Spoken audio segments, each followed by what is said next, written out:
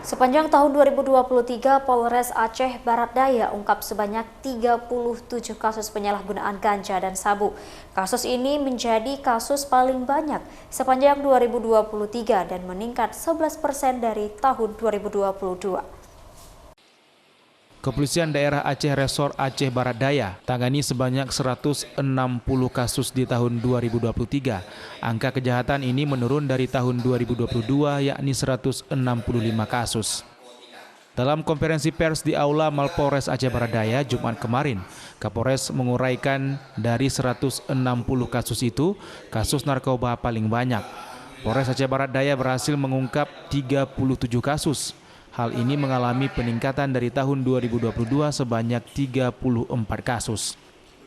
Kasus penganiayaan juga naik menjadi 26 kasus dari 14 kasus pada tahun 2022.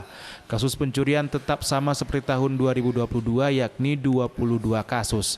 Pencurian sepeda motor atau curanmor tahun 2023 hanya 5 kasus, mengalami penurunan dari tahun 2022 sebanyak 21 kasus. Sementara di tahun 2022, kekerasan terhadap anak di bawah umur mengalami kenaikan menjadi 5 kasus dari sebelumnya 4 kasus. Sedangkan kasus penyerobotan lahan naik jadi 6 kasus dari 1 kasus. Kasus laka lantas mengalami penurunan secara signifikan tahun 2022 lalu sebanyak 81 kasus. Sementara tahun 2023 sebanyak 71 kasus. Kita dapat menekan angka kejahatan, sehingga kejahatan yang kita tangani lebih turun ataupun lebih sedikit dibandingkan tahun 2022. Sehingga kalau bisa kita katakan bahwa di tahun 2023 ini situasi Kaptimas lebih kondusif dibandingkan 2022. Kapolres juga mengatakan peningkatan angka kasus penggunaan narkoba disebabkan faktor lingkungan.